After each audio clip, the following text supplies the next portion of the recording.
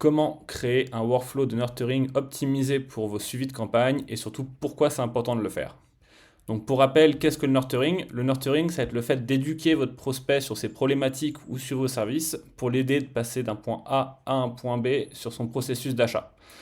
Donc le plus souvent, ça va être par de l'envoi de contenu de manière régulière sur une période d'une semaine ou deux. Donc le plus souvent, on va utiliser les mails pour ceci.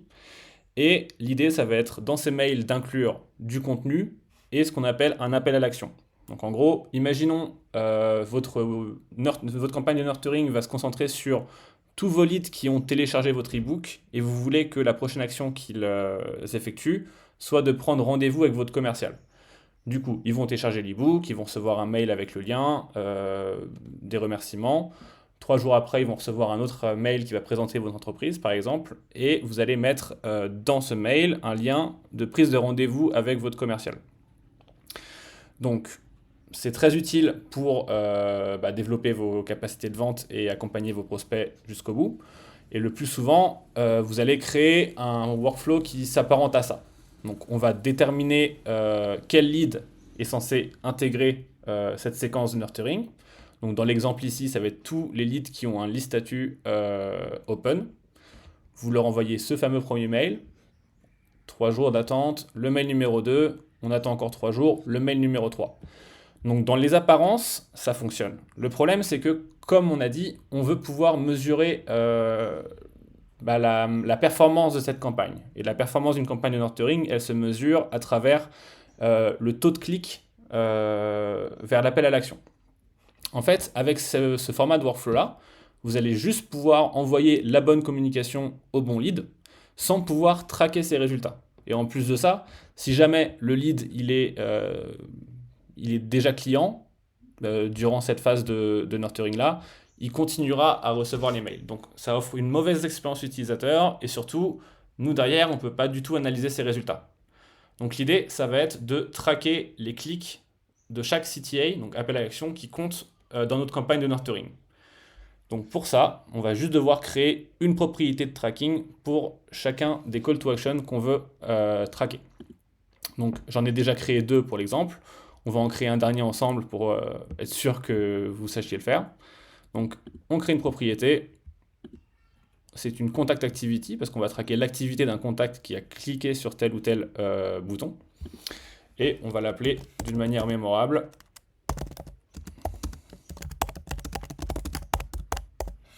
Voilà. Suivant, le field type ici, ça va être une single checkbox parce qu'en fait notre workflow va simplement ticker la checkbox quand un lead va cliquer sur tel ou tel call to action. On crée notre propriété là et maintenant on va voir comment passer de ce workflow là qui n'est pas du tout optimisé pour le suivi à un workflow qui lui l'est en l'occurrence. Donc on va dans workflow, on crée un workflow from scratch, donc à partir de zéro en français. On choisit contact base, company base ou deal base suivant votre critère d'inscription à la séquence.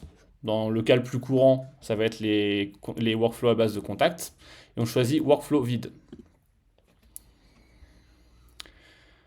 Donc là, on arrive à la page de création de workflow. Donc on va simplement devoir choisir notre critère d'inscription.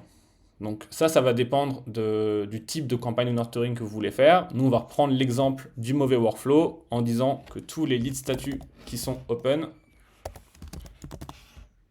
vont intégrer notre workflow. On applique le filtre et on sauvegarde. Toujours par rapport à la réinscription. En fait, le fait de réinscrire, d'autoriser la réinscription dans un workflow, ça va faire en sorte que dès que ce critère-là est actif sur un lead, la personne va réintégrer le workflow. Le problème, c'est que comme c'est une communication email, on n'a pas forcément envie que un lead reçoive 2 fois la même séquence. Donc, dans ces cas-là, je conseillerais de toujours laisser les réinscriptions désactivées pour tout ce qui va être campagne d'emailing automatisée. Ensuite, la première étape, elle consiste à envoyer le premier mail. Ça ne change pas.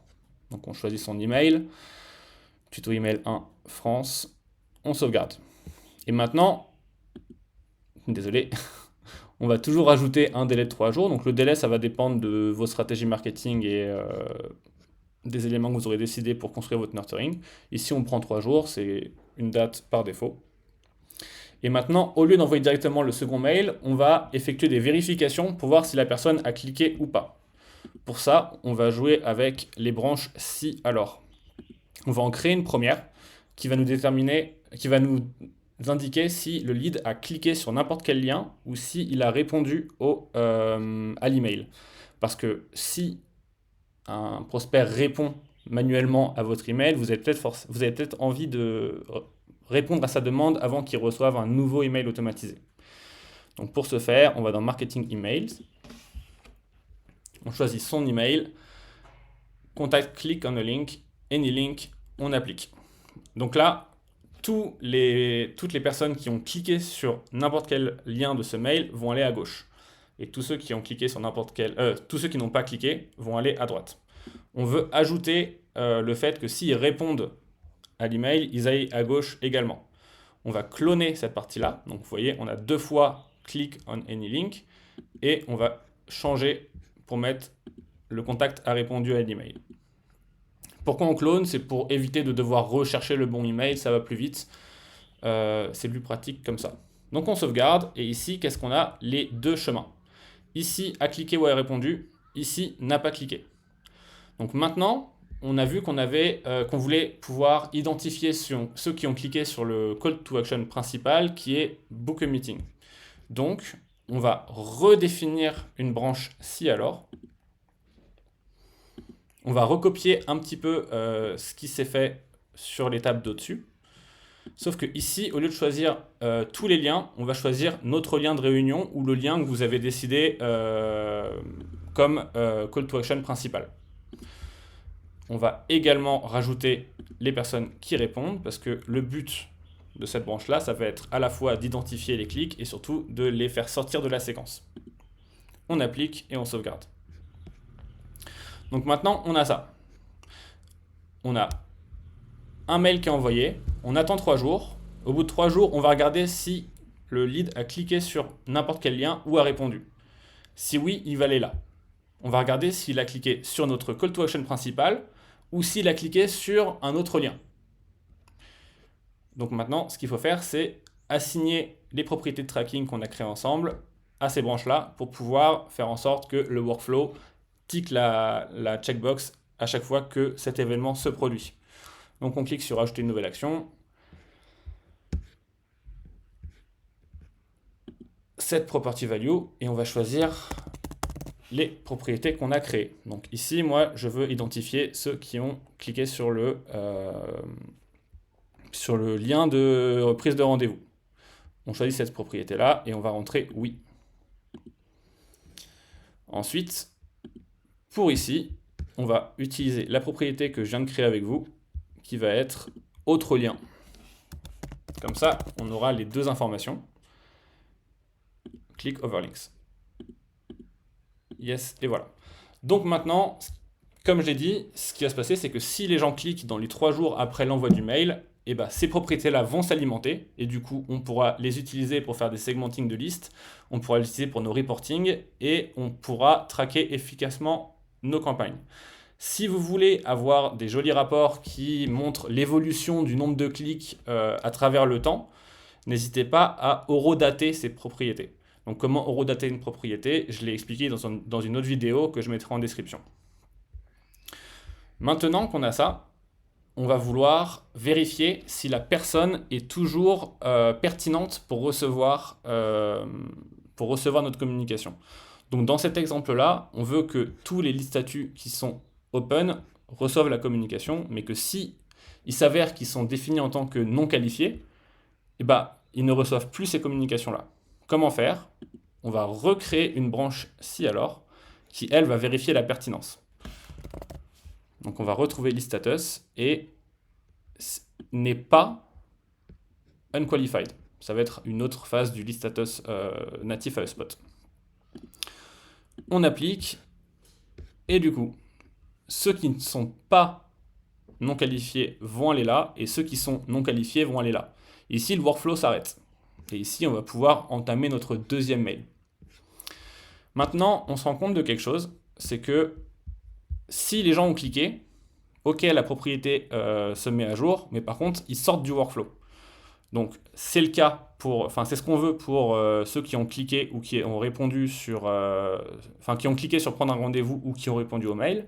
Par contre, ceux qui ont cliqué sur ma vidéo YouTube ou sur n'importe quel article de blog qu'on aurait poussé dans le mail, on veut qu'ils continuent la séquence pour espérer les voir prendre un rendez-vous à un moment donné.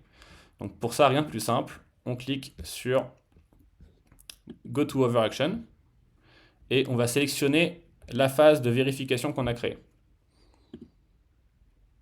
Et voilà. Donc là, maintenant, on a une étape complète de tracking de performance de mail.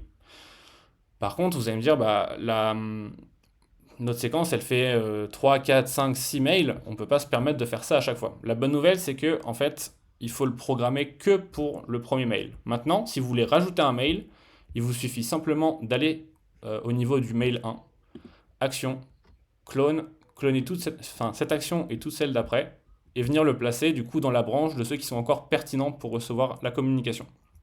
On clique, et automatiquement, ça va faire tout le travail qu'on a fait au préalable. Il faut simplement ici changer le mail, donc on va passer au mail 2,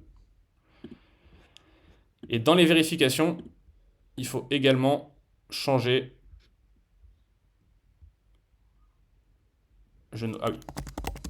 Parfois, ils vont disparaître. Il faut retaper le nom. Donc ici, plutôt que rechercher le mail, on clone. On va chercher contact reply to email. On sauvegarde. Et ici, pareil. Non, ici, je m'étais trompé. Je l'avais directement mis en 2, donc c'est déjà fait. C'est ici qu'il faut changer. Excusez-moi.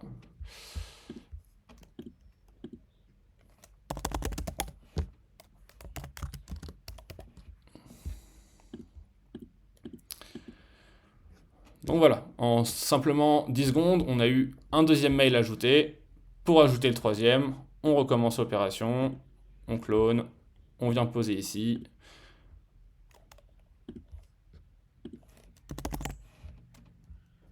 On modifie l'email.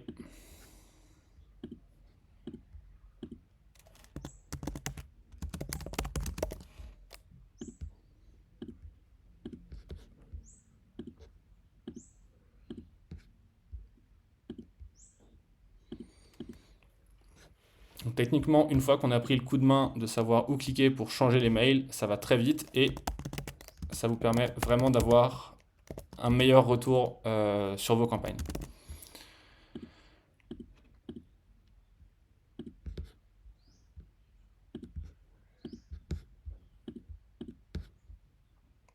Et donc voilà, on a mis un peu de temps à configurer le premier mail, mais maintenant, ça prend une vingtaine de secondes de dupliquer, enfin d'ajouter un nouveau mail à votre séquence, et vous êtes sûr d'avoir un bon tracking. Donc le workflow au global, il va ressembler à ça. Comment l'activer? Simplement, on revoit et on publie. Ici, ça va être à vous de décider si vous voulez que seulement les contacts créés à partir, enfin qui correspondent aux critères d'inscription à partir du moment où le workflow est activé rentrent dans la séquence, ou si vous voulez intégrer tous les leads existants dans cette nouvelle séquence que vous créez. Donc c'est le choix que vous choisissez, enfin c'est à vous de faire votre choix. Vous cliquez et vous activez. Donc j'espère que la vidéo était assez claire. Désolé pour le petit bafouement au niveau des mails ici. Si vous voulez retrouver des explications détaillées sur tous les workflows que je présente dans mes vidéos, n'hésitez pas, dans la description, il y a un lien pour accéder à une page privée qui est mise à jour régulièrement toutes les semaines, qui vous permet également de faire une demande si vous voulez que je présente un workflow qui serait utile à votre activité. Je vous souhaite une bonne journée et à très vite.